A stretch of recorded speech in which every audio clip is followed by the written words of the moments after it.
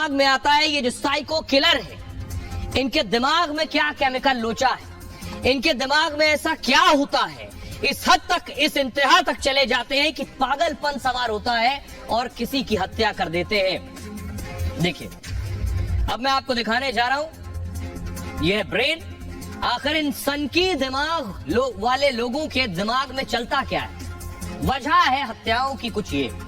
Experts और science क्या कहता है वो मैं आपको बता रहा हूं।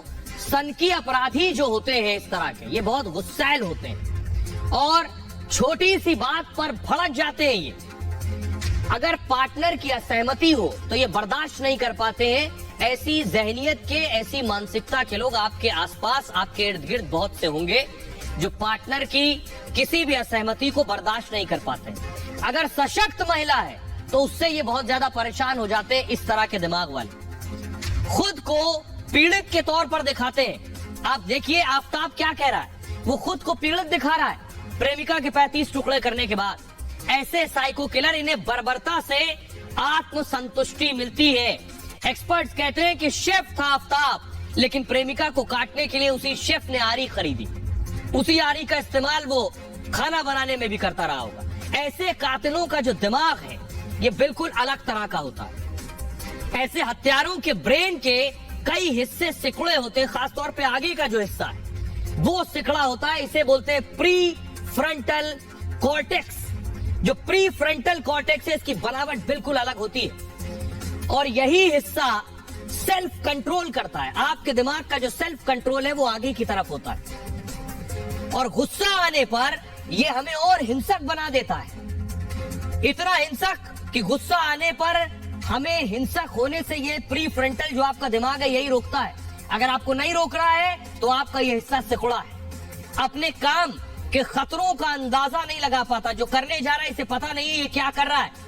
कातिल का प्री फ्रंटल बहुत छोटा होता है ये बताया जाता है और हत्यारे सोचने और करने में वक्त नहीं लगाते। हत्या के बाद भी इन्हें कोई दुख महसूस नहीं होता है। अभिजीत ने वीडियो बनाया, वो भी मैंने आपको बताया। आफताब ने जो बनाया, आफताब की तस्वीरें भी आपने देखी हैं। आफताब को भी कोई अफसोस नहीं, हत्या के बाद भी इन्हें कोई दुख और अफसोस महसूस नहीं होता है। अब आपको सुनवाता हूं कि आखिर डॉक्टर जयंती दत्ता जो कि साइकोलॉजिस्ट हैं, वो ऐसे साइको दिमाग वालों के बारे में क्या कह रहे हैं। जो हार्डेंड क्रिमिनल्स होते हैं उनकी बनावट में, खास करके उनकी ब्रेन के स्ट्रक्चर्स में कई चीजें अलग मिलती हैं और स्पेशली जो वायलेंट क्राइम से जुड़ जाते हैं उनके जो मैकेनिज्म है, अगर आप उनको रेडियोलॉजिकली इन्वेस्टिगेट करते हैं तो आप देखेंगे बनावट में काफी फर्क मिलता है एक आम नॉर्मल ब्रेन से और एक क्रिमिनल के ब्रेन से। कई दफे ट्यूमर भी पाया जाता है, उनकी जाइरस की जो मैकेनिज्म है उसमें डिफरेंसेस हैं और इवन जो रिस्पॉन्डिंग मैकेनिज्म है, उनका जो एक स्पीच का सेंटर है, मेमोरी का सेंटर है, वो सारी चीजें कई दफे अलग तरह से रिस्पॉन्ड करती हैं। लेकिन इन हत्याओं के बाद लोगों में बहुत गुस्सा है। सामने है वो आपको दिखाने जा रहा हूं। पुलिस अभी सबूत तलाश रही है। श्रद्धा के 35 टुकड़े किए गए। पुलिस के पास क्या है? पुलिस के पास सिर्फ 12 टुकड़े हैं शव के। क्या वो शव के हैं ये भी अभी पुलिस को नहीं पता है, किसी जानवर के तो नहीं है, ये भी टेस्ट के बाद पता चलेगा। महरौली छतरपुर से बरामदगी हुई है इन टुकड़ों की। पुलिस को हड्डियों के भी टुकड़े मिले हैं। झाड़ी और कच्चे नाले से ये हड्डियां मिली है। किसकी है? श्रद्धा की है, किसी जानवर की है, ये भी जांच के बाद पता चलेगा। हड्डियों की पहचान होनी अभी बाकी है। सबसे बड़ी बात यह है, पहचान कैसे होगी?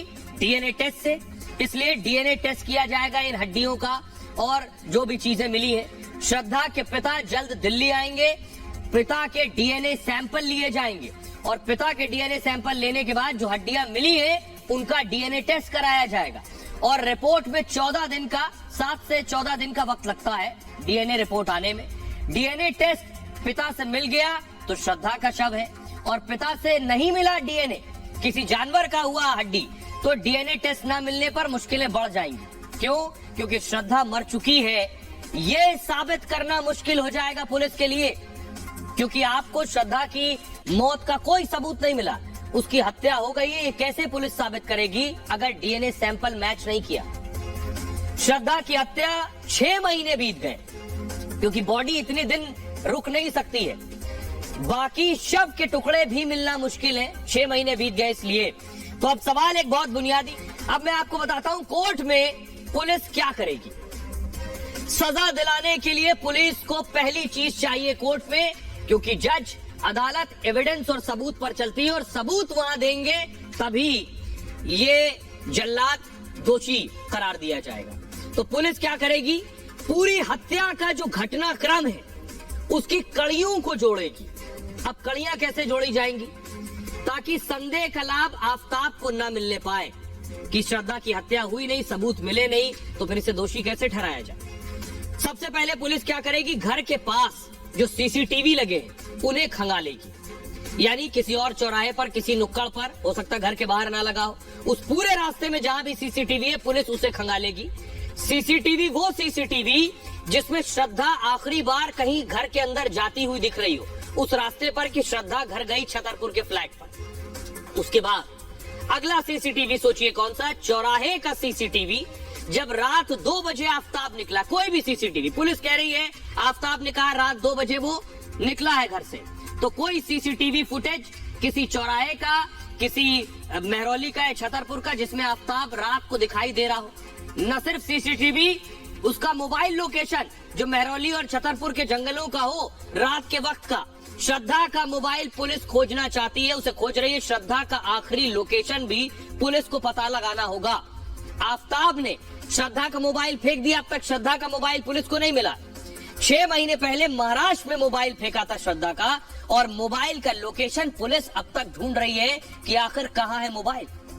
कॉल डिटेल, व्हाट्सएप मैसेज अगर डिलीट है तो उन्हें रिट्रीव करना होगा, दोबारा निकालना होगा पुलिस को। हड्डियों का डीएनए टेस्ट पिता के डीएनए से मिलाना होगा।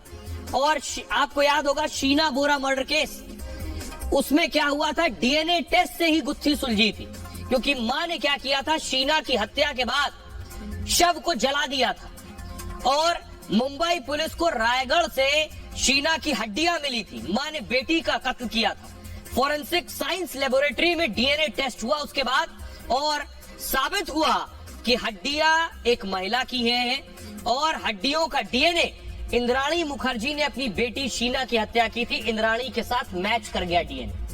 हत्या के घटनाक्रम की कड़ियां पुलिस ने जोड़ी, उसके बाद इंद्राणी मुखर्जी दोषी साबित हुई। अब पुलिस के पास यही विकल्प बचा है दोष सिद्ध करने के लिए।